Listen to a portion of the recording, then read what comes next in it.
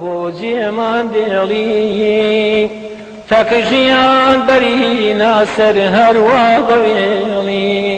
ئەمە ماڵی ئەو پێشمەرگەیەیە کە کۆتایی مانجی ڕابردوو لە ڕوبەڕووبوونەوەیەک لە ناوچەی حلێوەی بچووک سەر با قەزای خورماتوو با برینداری کەوتە دەستی چەکدارانی داعش و منداڵەکانی ئەم جەژنە بەبێ باوچیان بەڕێ دەکەن.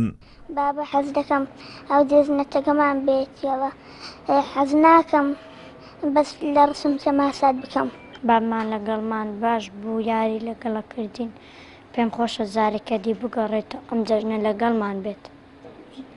لە 25 مانجی چەودامێ شای 27 دەستگیر کرا، لەو ڕۆژەوە دەستگیر کراوە پەدیل گیرا. مەڵە داواکاری ناوەیە لۆن بگەڕینەوە، هیچ داواکارێکی دی نییە، بە زووترین کات لۆن بگەڕێتەوە. بەوتەی کە سوکارەکەی تا ئێستا هیچ بەرپرسێکی حکومی بۆ دڵنەوەییان سەردانی نەکردوون و داوا دەکەن وەزارەتی پێشمەرگە و حکوومەت لە ڕێگەی کەناڵە جیاوازەکانەوە هەوڵی ئازادکردنی ئەو پێشمەرگەیە بدەن.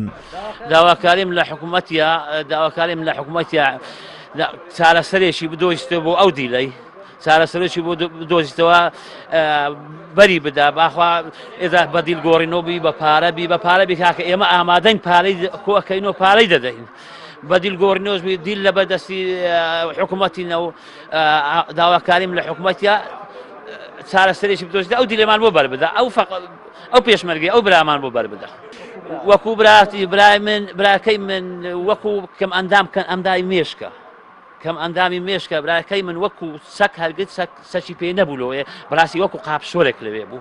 بەخوای هەتا ئێستا نازانم داخوا هەوڵی داوە نازانم داخوا هەوڵی داوە لە ڕێەوە نەمزانێ وڵای ێزا ئامن لە هەچویمە هەموو شوێنە هەدەرێن هەوڵە دەنی بەسام هیچ هەولێکم نەدیوە، وەکو وەزیر و ئەوانم نەدیون، کەس هیچ وەزیرێکم نەدیوە، ناتینە هیچ وەزیرێکم بەێ وەکو حکومی نەدیە ناوەڵە. سەید ئەحمەد عومەر دانیشتووی قەزای سۆرانە و خاوەنی 5 منداڵە لە ساڵی 2003 لە فەوجی 3 سەربەلیوای 116 بۆتە پێشمەرگە و تا ئێستا بەردەوامە وەک وەفایەک بۆ بەدیلگیرانی بە کۆمەک و هاوکاری هاوڵاتیانی خورماتوو خانوویەکیان بۆ منداڵەکانی دابین کرا. سەید ئەحمەد تەنها پێشمەرگەیەک نییە کەوت بێتە دەست داعش. بەپەی ئامارەکانی وەزارەتی پێشمەرگە لە سەرەتای شەڕی داعشەوە تا ئێستا 63 پێشمەرگە بەدیلی کەوتونەتە دەست چەکدارانی داعش و چارەنووسیان نادیارە. ئازاد ومەراوەی کەناڵی ئاسمانی پەیام، قەزای سۆران.